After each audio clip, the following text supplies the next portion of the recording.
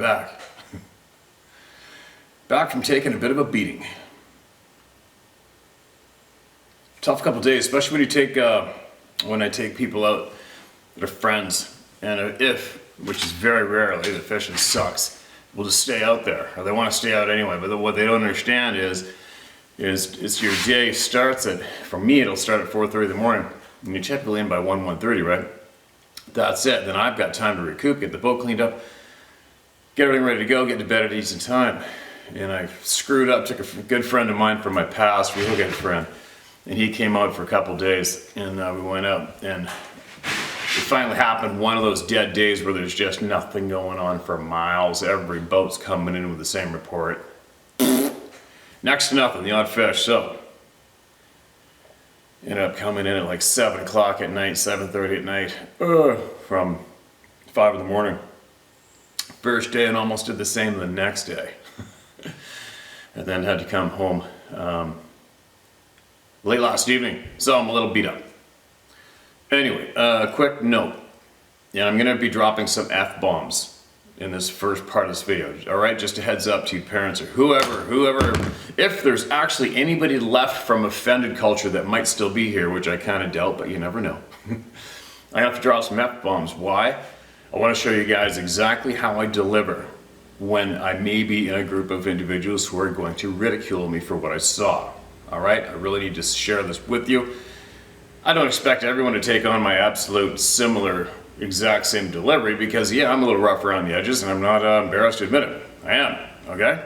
So, anyway, make a long story short. So, Friday we all show up, definitely having a few beers. And by the time myself and my old buddy, who used to hang out with years ago, showed up, the deck was full. A buddy of mine has a deck.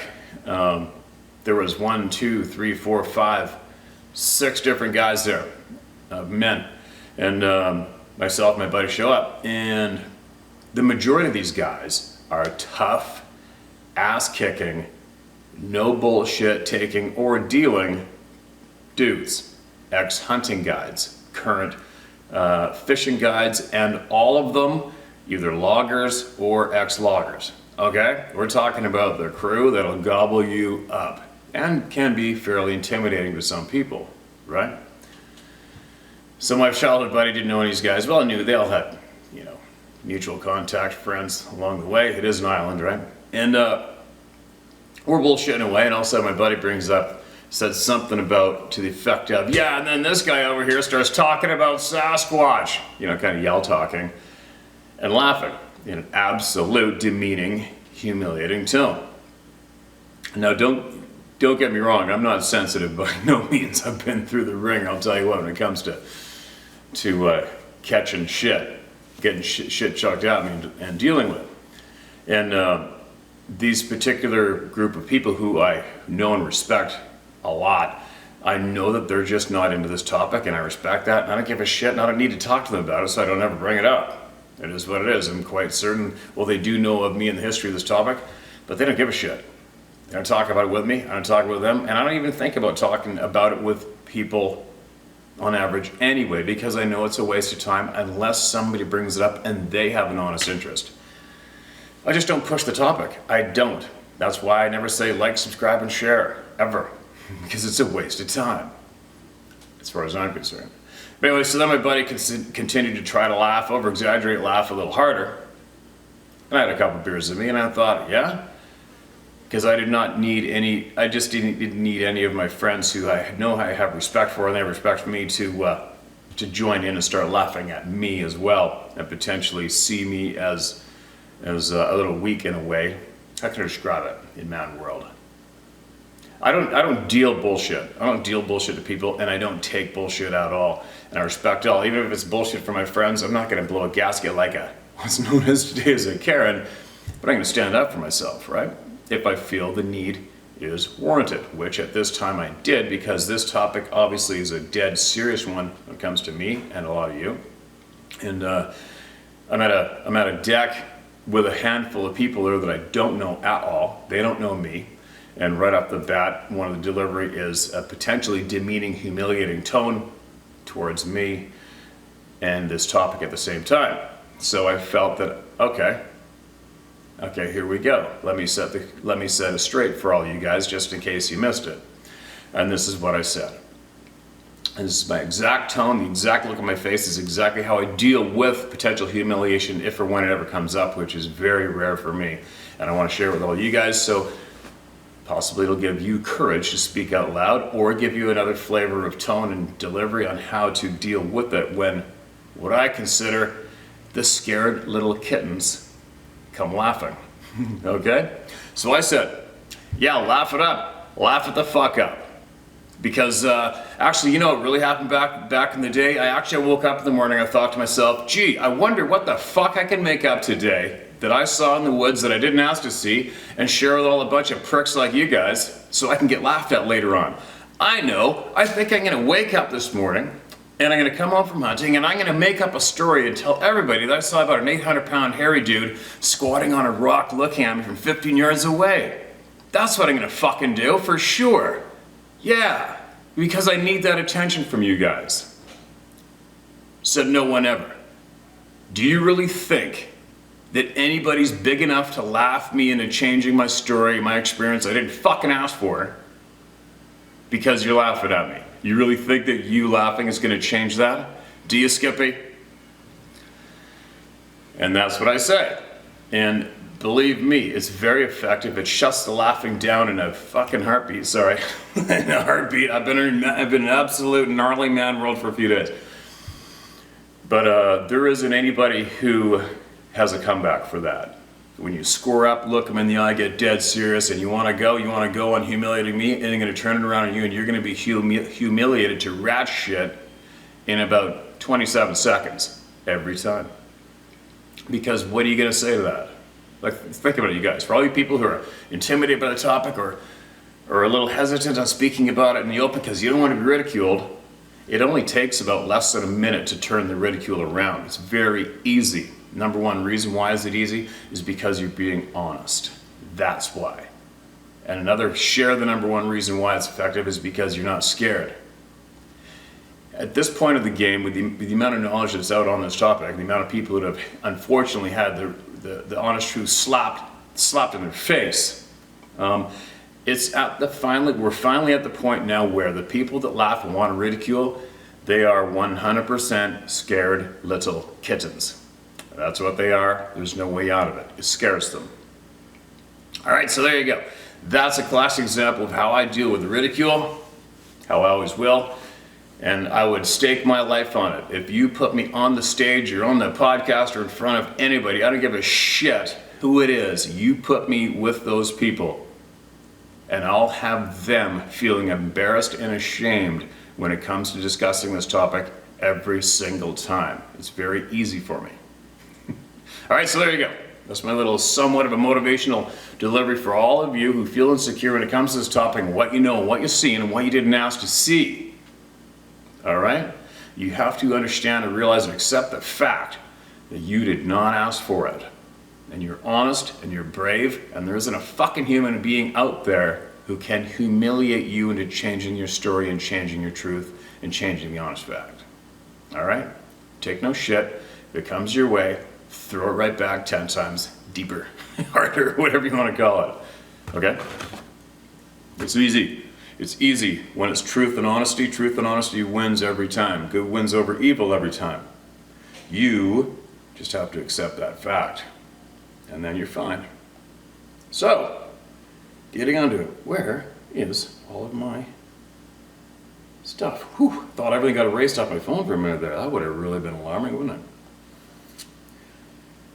Now, getting on with sharing some voices, some brave people, sharing from the brave people. And what else can I tell you? A quick note. I got home, obviously, I've got pages and pages of emails. Pages of new emails. I'll get to them all. And I received a text from a friend of mine who I've known for many years, and again, another no bullshit dealing, no bullshit taking cowboy, A-type all the way, past big game guide, current big game hunter, man of the mountains, A-type kick-ass dude. And he has a friend He is friends with a very, very successful and very prominent outfitter. We'll say outfitter. If I say any more, it'll be too much clues to who it is, unless they're okay with me saying later on. And they own a handful of big game hunting outfits in Canada, Northwest Territories, Yukon, BC. Very, very well known, very successful. And these are burly, big, A-type cowboy, mountain-going, grizzly fighting, kick-ass dudes. So anyway, I got a text from this one friend of mine who's a mutual friend of one of the owners of this prominent, globally renowned outfit, and he texted him from, I think they have satellite communication, whatever they've got. They're way up there right now. Actually, they're doing guided sheep hunts, mountain sheep hunts right now. And they text my friend and asked them if how well they knew me and for my phone number, because they want to contact me because, quote, they're having all kinds of Bigfoot activity in their camps right now. And this is in the Northwest Territories. And that's kind of shitty, right? Because I remember during the majority of the years I was guiding, I was fortunate and I never had any grief in the majority of the places I guided. Only one of the first years I ever guided years ago, which was, I was at the headwaters of Kledo Creek, K-L-E-D-O Creek, between Fort Nelson and Toad River, British Columbia, way North Alaska Highway, and that's where I witnessed absolute evidence, and it kind of freaked me out. There was a 150-pound wall tent taken off the top of a cache, and it was I don't know, it was a couple hundred yards down the river on the side of the bank without a tooth mark in it. Every single item was taken off that 15-foot, whatever it was, 14, 15, 16-foot tall cache and strewn about the place. It's just shredded. And 100%, there's no way an animal got up there, and there's no way an animal with teeth and claws dragged that canvas wall tent 300 yards down the river without it being tore. So anyways, that's the only time I had any kind of a hint or signal that they were around where I was remote in the Northern Rockies while guiding. And then the other outfits I worked for, same deal. Never really noticed any action, wasn't curious of any action. Actually, no, one time up a creek called Tensy Creek off of the Racing River, another guide and I were hearing wood knocks coming off the side of the mountain. That's the only time I ever had anything happen while guiding, myself guiding the Northern Rockies. Now, we are all familiar with the Headless Valley in the NWT, the Northwest Territories, right? Do we know if the Headless Valley is 100% due to these beings? I don't know. Who knows? You never know. I don't know. There's no solid evidence that I'm aware of that says that the Sabe people were taking heads. So I haven't heard the details yet. The outfitter wants to get a hold of me and wanted to find out first if it's okay if he phones me.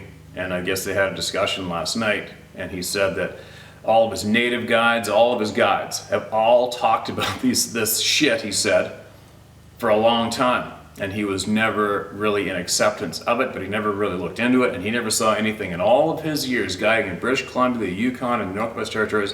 He has never firsthand seen anything. But that's very common. I know tons of people who have lived their lives in the north, in the remote areas, and they never seen anything. It's common. Not everybody sees this shit. It's just the way it is. And that now, apparently, they have, quote, tons of Bigfoot shit going on in their camps right now up north this season. And I feel bad for them because that's not fun. There's nothing fun about that, right? Picture it.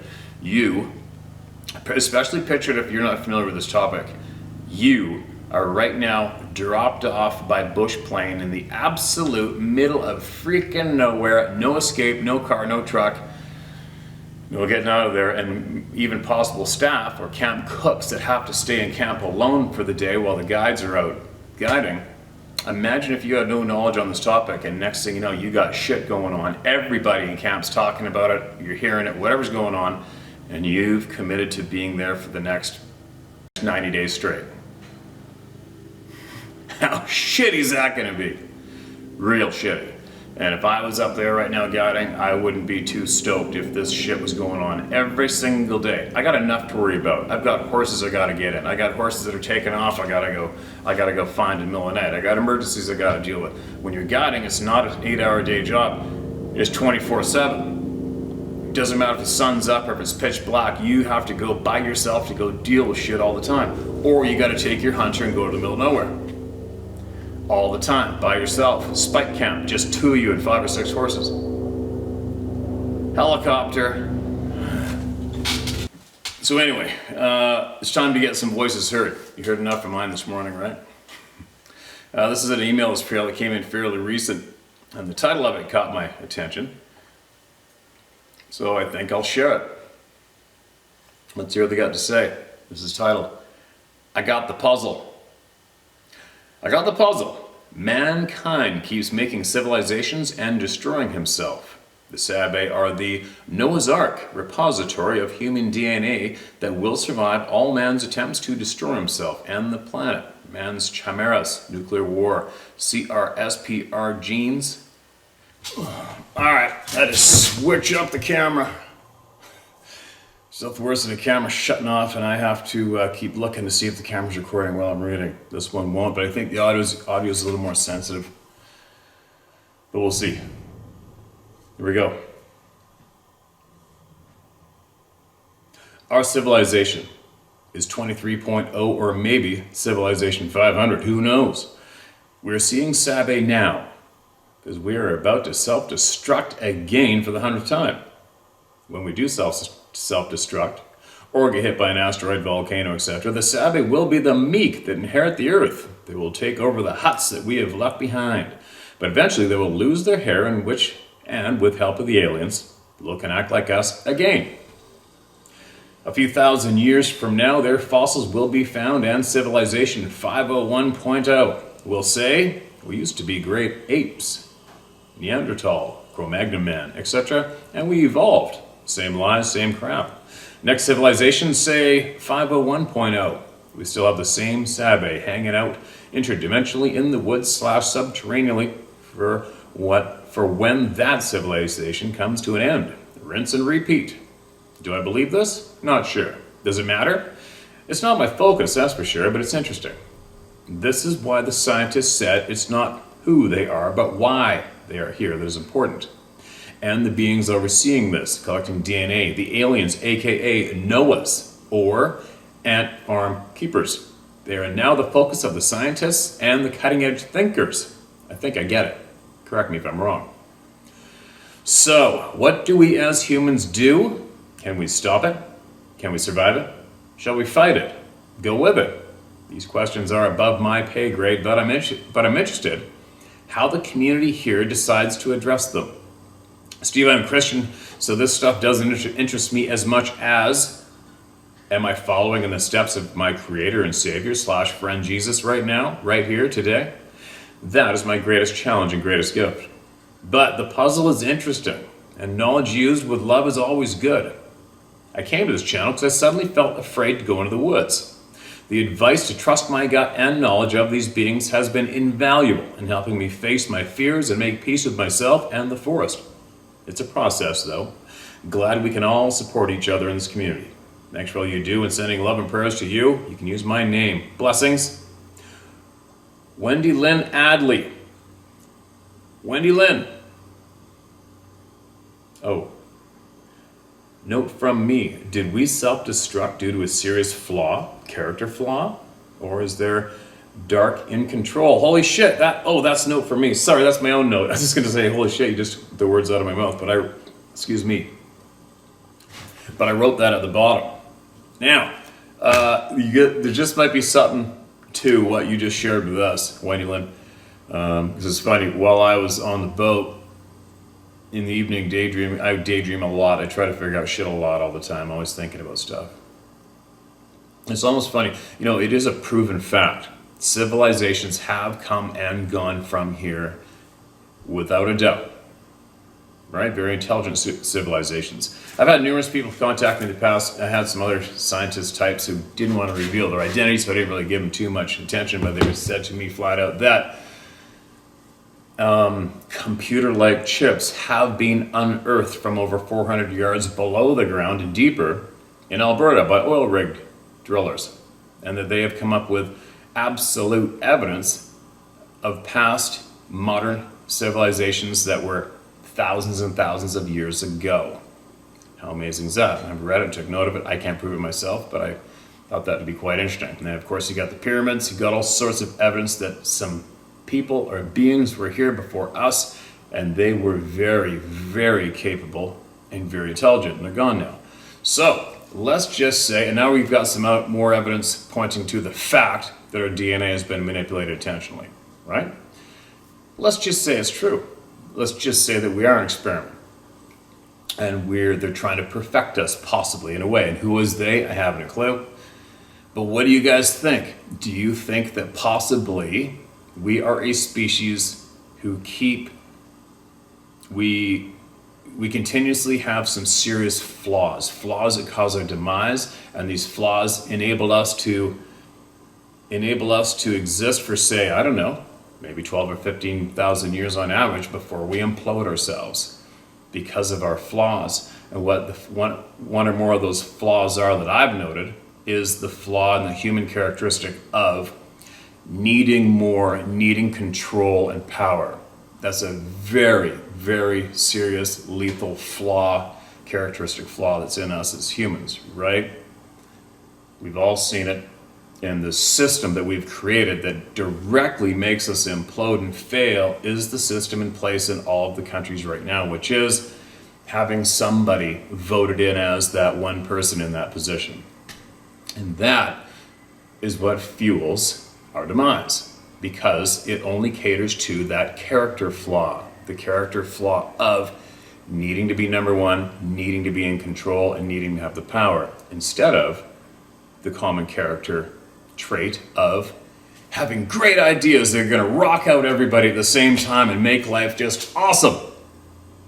You see, that's the characteristic that is not in power and control and never will be, because our number one flaw of control and power is what leads the world, and there's no other place for that to lead but our self-destruction, obviously, right?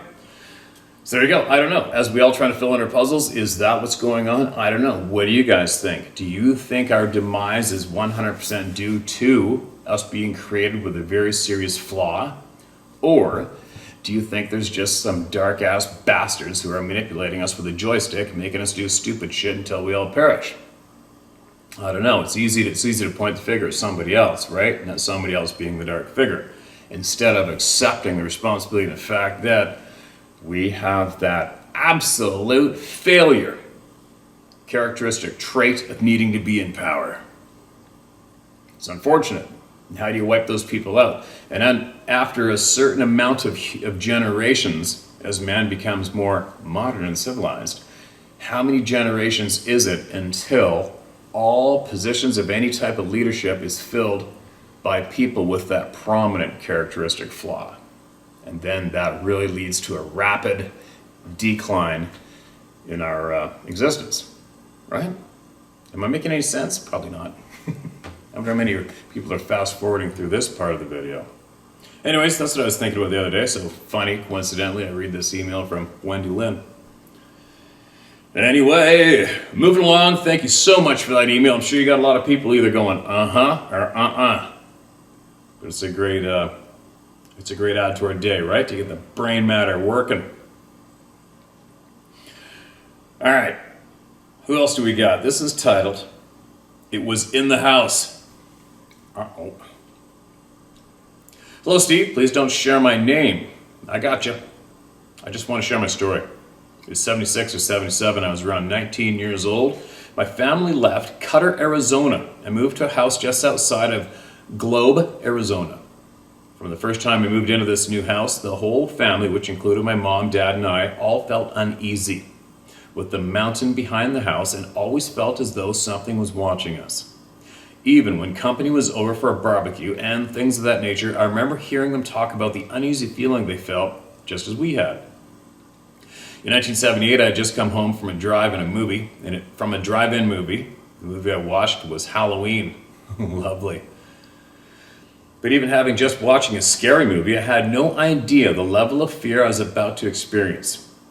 As I arrived at my house, my dog, Fonzie, who was half German Shepherd and half St. Bernard, jumped up to the gate in the yard. As I reached down to pet him, he was shaking and trembling. At that point, I knew something was wrong. This is a very big dog, and the only thing he was scared of was lightning. I returned to my Bronco and got my single-barreled sawed-off shotgun. All the lights in the house were off, but the porch light was on. I could not shake the feeling that I was in danger from the roof above where the porch light shined, because I could not see up there. My dog did not leave my side. He was brushing against my leg for every moment of this story. As I approached the house, I realized that the door to the house was left open, but the screen door was shut. I could not tell this when I pulled up because of the way the porch light shined. I was the last one that left the house that day, and I know I closed that door. My parents were gone for the weekend. I entered the house with my dog at my side, my shotgun in my hand.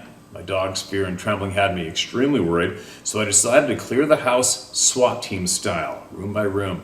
I flipped on the lights room by room, and I searched under the beds and the closets. I looked everywhere in that house and found nothing.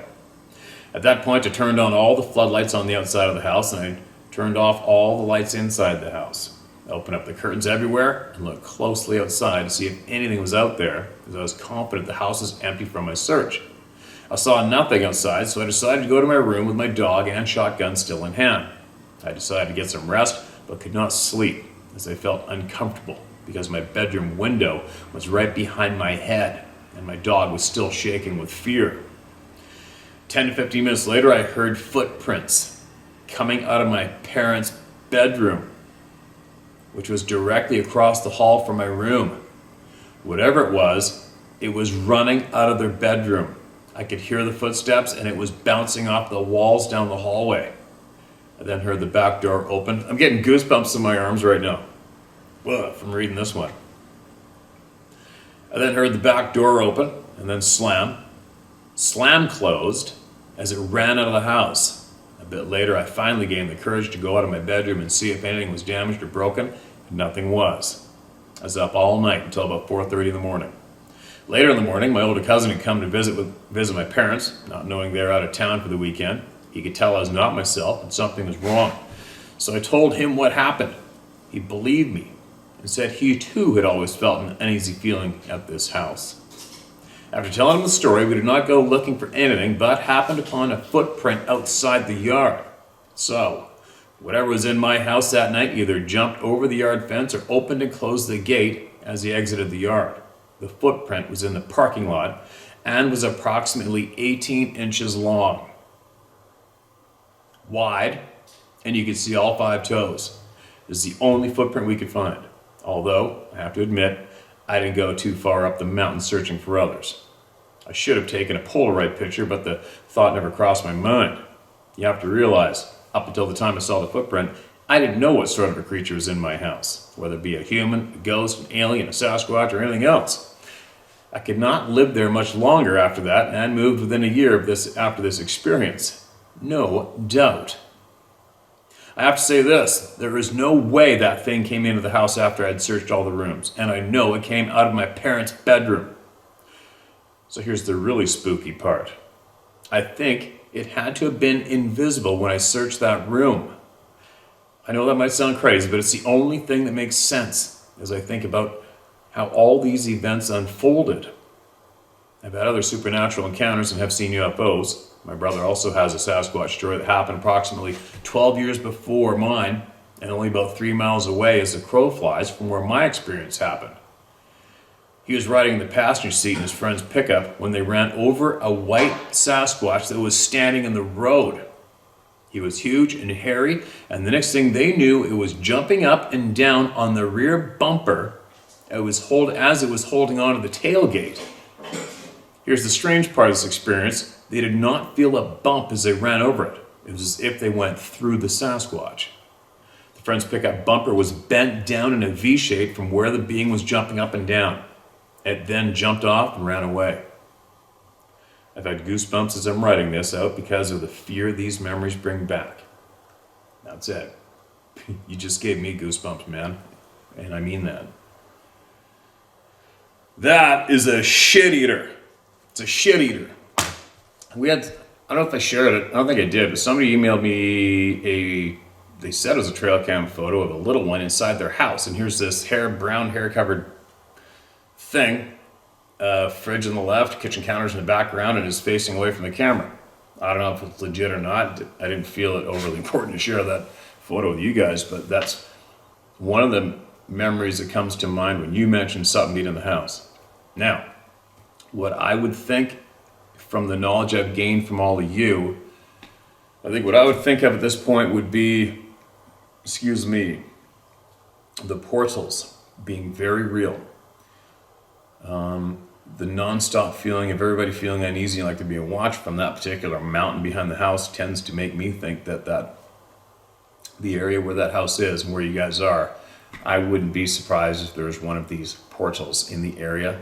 And does it move around, shift around? Sounds like it to me. Don't take my word as fact, I'm just guessing. Could that portal possibly shift to being in the same space as your house? It sounds like it to me, and that's just an answer that I come up with, and I have because I have a feeling if one of these beings had the skills to make themselves, we'll use the word invisible, to you, I do not think that an invisible being in the same proximity as you, like in a small human bedroom, I think the static electricity or the feeling of the presence would make your alarm bells be zinging, meaning you would probably feel like every single hair on your body was about to snap off.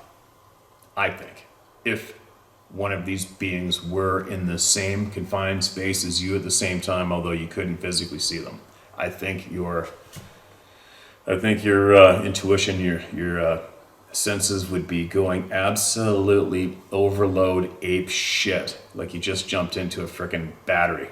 That's what I think. So, do I think that being may have possibly had to have used that space to become physical and possibly run down the hallway and get the hell out of that house as fast as I could? That's sounding like a possibility to me. But who knows? I think what's amazing too is just the fact that we're talking like this at this stage of the game, right? When it comes to this topic and more. But you cannot ignore the tens of thousands of people who share similar experiences, and especially the experience of these things coming and going. It's not getting ignored anymore. And all the past so-called big names who intentionally ignored these testimonies and intentionally did not share these points can all stuff it.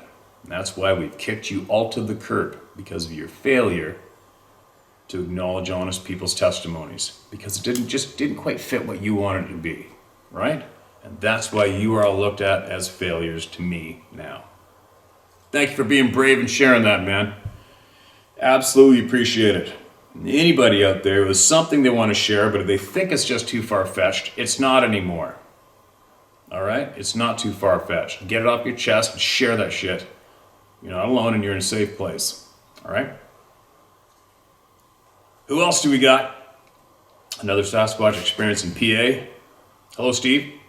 For starters, please just use my first name, Tommy. I think we read this one, Tommy. Why is it in here twice? I don't know. That's been read. Moving along.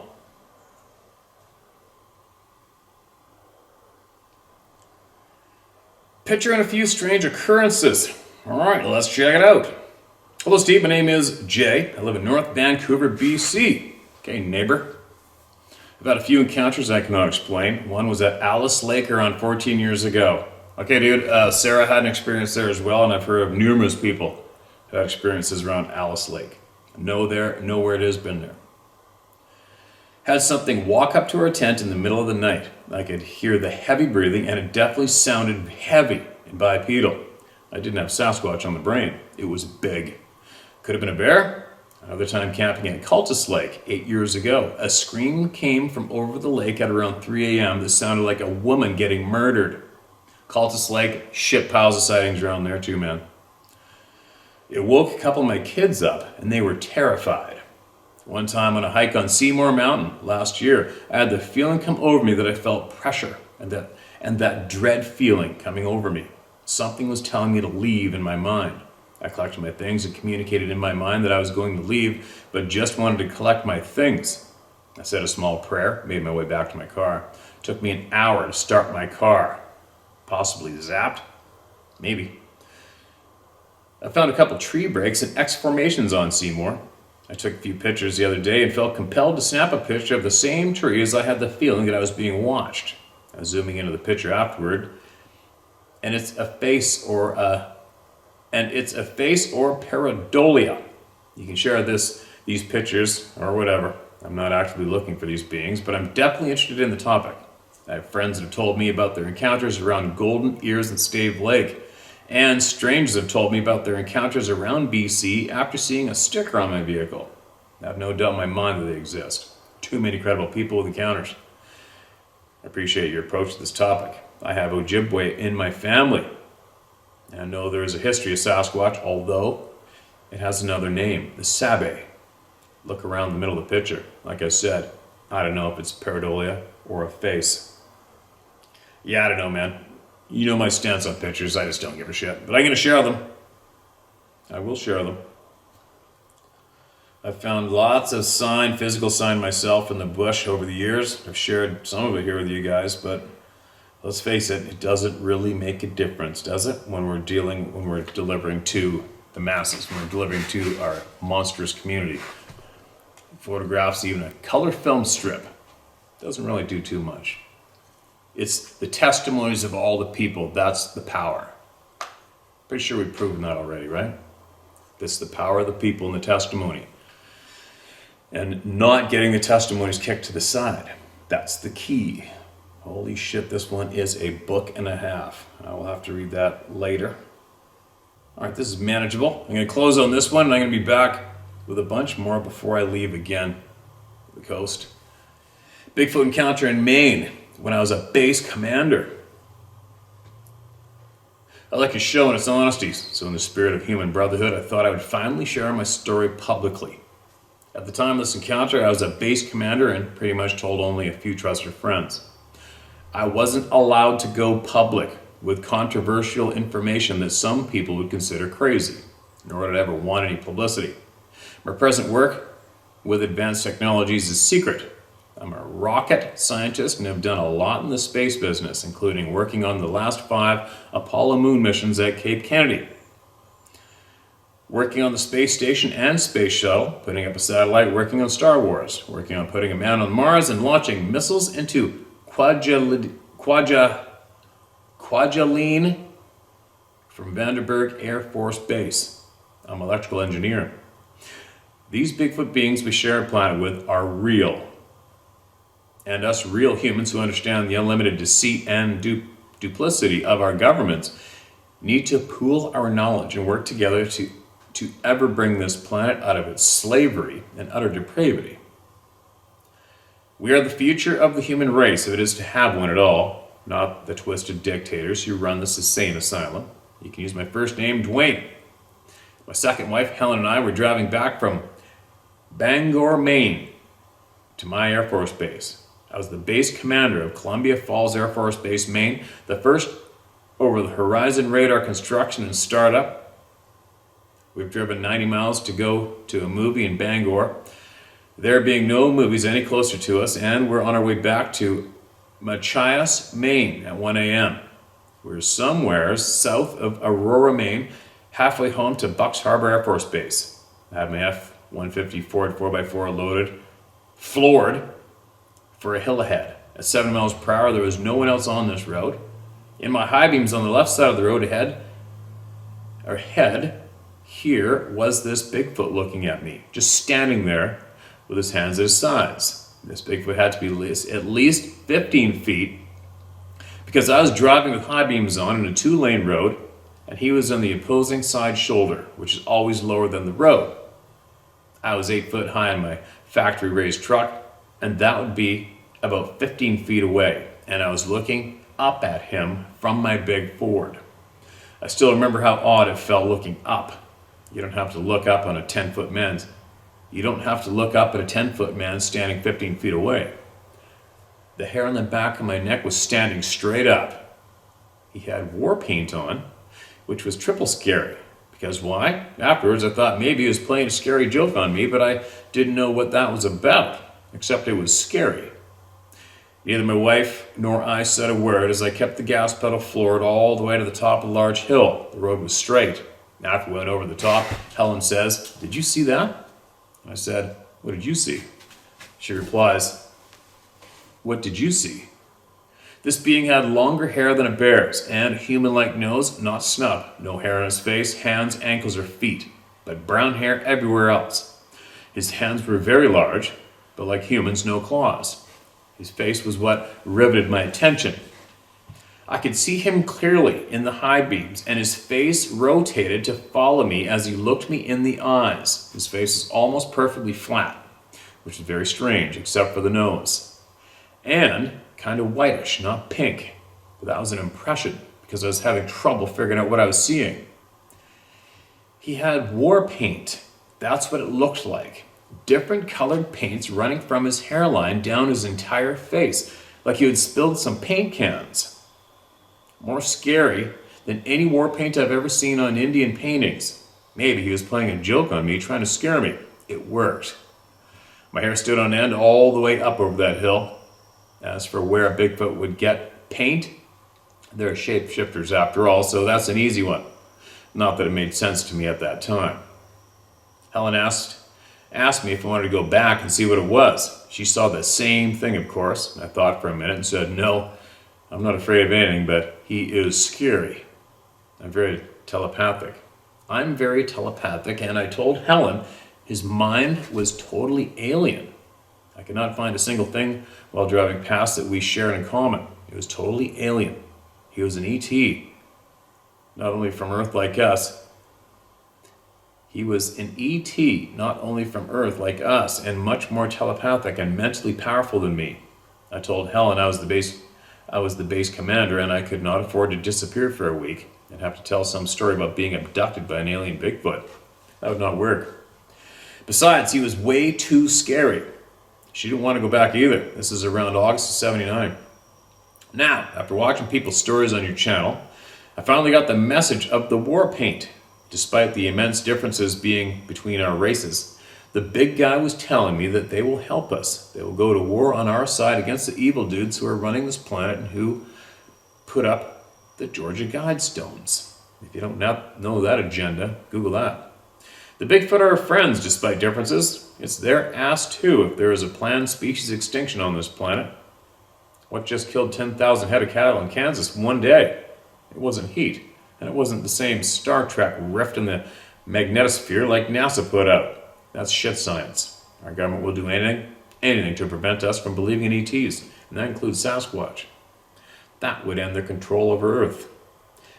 As to telepathy, all the creatures, all ETs, rocks, plants, except humans are telepathic. Our slave masters don't want us to be, so it's poo-pooed. They are. Read some books on telepathic communication with animals. There are many people teaching that now. All native cultures around the world know about it, but not us civilized, enslaved humans. I've been talking to my Bigfoot friend. I have been talking to my Bigfoot friend, the Club of No Return. Thanks for helping us get educated about our Bigfoot brothers.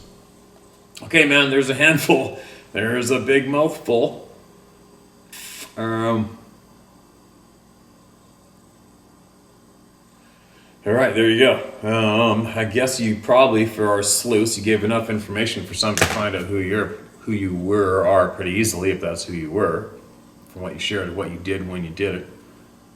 And you know as well as I do, there's going to be a shit pile of people on this channel right now shaking their heads saying you're a bullshitter. And who am I to judge? I don't know if what you're telling is true. I don't know if it's false. I don't know. What does my intuition tell me? I don't know, the note of the war paint. I don't think I've ever heard of that ever yet myself. So you claim to be, did you say in the end of the email you are communicating with Bigfoot currently? Maybe you are, maybe you aren't. I don't know.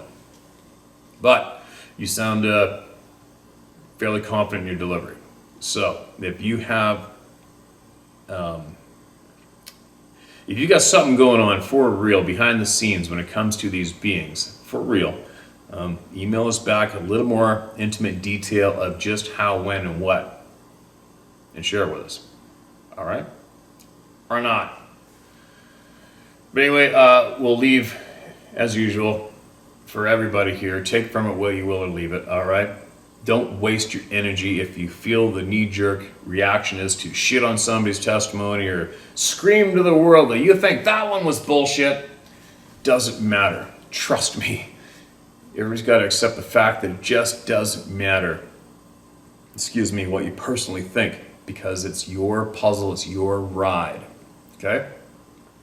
I'm putting my puzzle together, this is my ride, and I'll guarantee you there's not to give a shit what I think. Okay? Really. So, take from it what you will or leave it. Anyway, I got a lot to get caught up on in a short amount of time. A big shout out to my First Nation superhero ladies here in the hometown. I will be in touch with you ladies shortly, and yes, I will love to take you guys up on that invitation. Just got to figure out when. This is chronically the most busiest month of the year almost for me. And what else? The outfitters. I'll be looking forward to hearing from them. I will share everything I learned from them with you. And I really, really hope that there's nothing bad going on for those guys, because I just do not envy anyone that just got dropped off by Bush plane to be employed by a remote outfitter in the northern Rockies or anywhere in the middle of nowhere. You just got dropped off and you're stoked, you're excited, you can't wait, you love it up there.